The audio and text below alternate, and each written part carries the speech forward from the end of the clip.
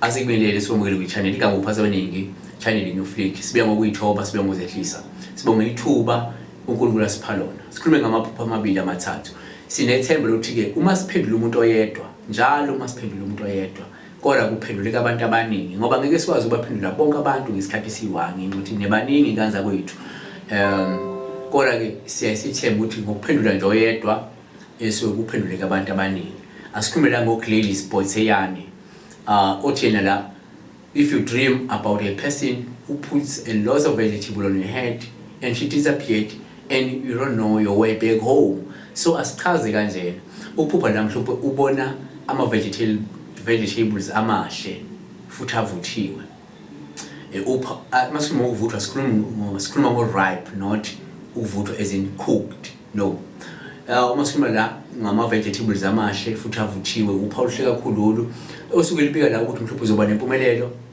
enkulu ngaphandle kokusebenza kanzima noma ngaphandle kokwenza imizamo eminingi kanti futhi la uma kuba umhlumpu umuntu ekupha ke lawo ma vegetables amashe futhi avuthiwe lolu uphawu oluhle olusuke lubika isikhathi senhlala kahle noma isikhathi sokuchuma esizayo empilweni yakho uma ke usuphupha ke ulahlekelwa indlela ebheke ekhaya uphawu olubi oluvama ukuthi lusho ukuthi uzobhekana nezingqinamba noma njengamanje ubhekene nezingqinamba empilweni kanti futhi kungaphindela ukusho ukuthi kungenzeka njengamanje umuntu olahlekelwe nontula umhlahlandlela noma umkhombandlela empilweni ulona uthandeka noliwa uthi ngicela ukubuza ukuphupha ufudo uma uphupha ufudo bakwethu uphawu oluhle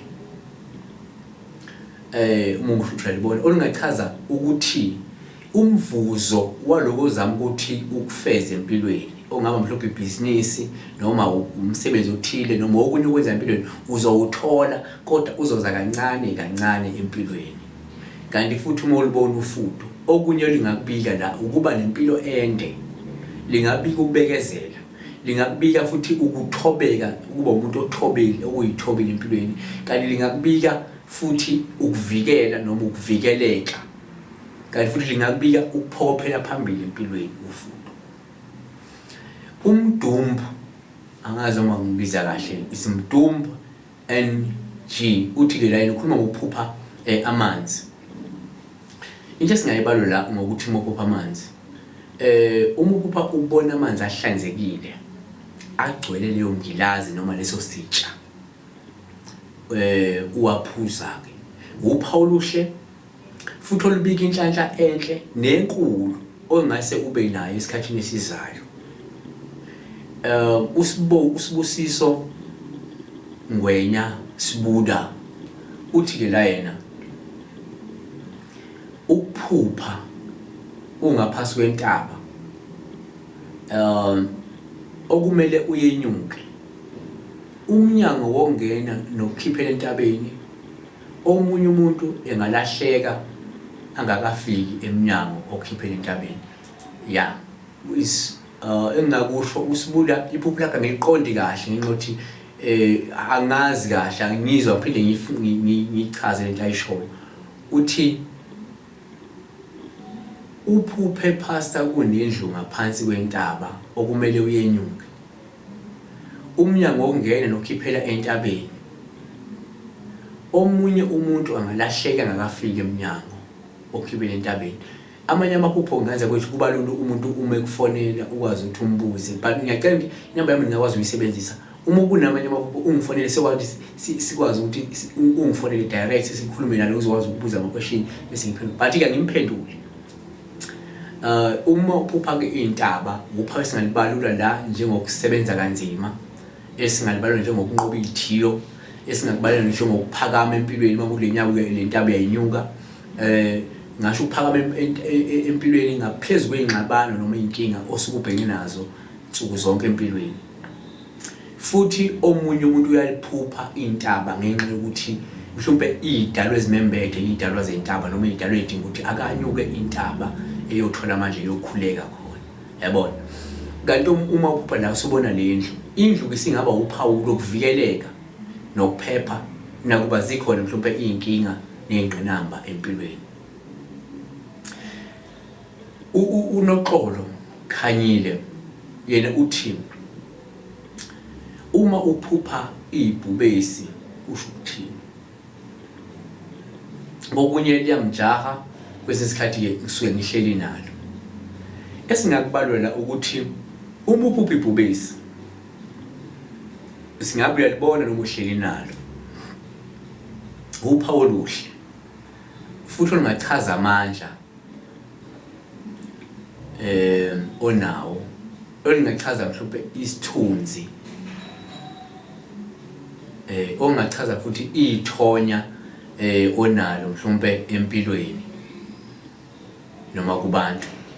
Futhi ibhubesi lingachaza isibindi onaso kanye nempumelelo enkulu kuloko okwenzayo esikhathini esizayo. Futhi la ibhubesi uma ulibona lingasho ukwembathwa amandla edlozi eliphakeme nelinamandla. Uma ukuthi ibhubesi leli alisi elihlaselayo kodwa eliza kahle. So bese siba ke nombali Majozi yena obuza la ukuthi mhlawumbe ucela ubuze ukuthi uchazani mhlawumbe uphupho ufake isidwaba uhamba ngezinyawo emakethe uyofuna amagunundu. Ezinye izinto angizazi ngazo kwethu lawo magunundu angazi ukuthi namagunundu ngazo kwethu.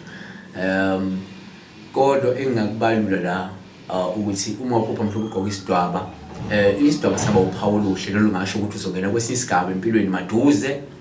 Futhi isidwaba singaphinde sisho ukuthi kungenzeka ngesinye isikhathi kudinge uhambe uhambo lokuyothwasa. Kanti futhi lapho usuphupha izibona uhamba ngezinyawo futhi lokho uhamba ngenyawo kungenankinga ukujabulela. Uphawu olungasho ukuthi umuntu oyithobile noma umuntu ozophumelela empilweni esikhathini esizayo. Futhi ngaphinde kusho ukuthi kungenzeka umuntu ombethwe idalo ezithize izothi ngelinya mhlawumbe idine ziyophakanyiswa noma ukuyothwasa. Asibambe lapho ke amaphupho. Ngiyathemba ukuthi ngokuphendula abantu ababili abathathu noma umunye uyaphenduleka. Inamba yami ikhona ngaza kwethu kwinamba at the end of the video. Ungakwazi ukusebenzisa inamba ukungifonela ngaza kwethu. Ngicela abantu bangaWhatsApp, abantu bengifonela ngoba ama-WhatsApp baningi ngaza kwethu. Kungenzeka uzomuza ngoWhatsApp angenzeka ngigcine ngikuphendula next step because maningi abantu abalona, but i-call ngiyakwazi uyibamba manje. Uma ngibhizi ngiyakwazi ukuthetha ifoni ayisebenzisile. Futhi uma akushonele ngiyakwazi ukubuya kuwe ngifonele mina ngiyami airtime ngikuphendule. Kodwa abantu abangifonela inamba yami ikhona egcineni. Siyabonga kakhulu uNkulunkulu indonde kunisisa.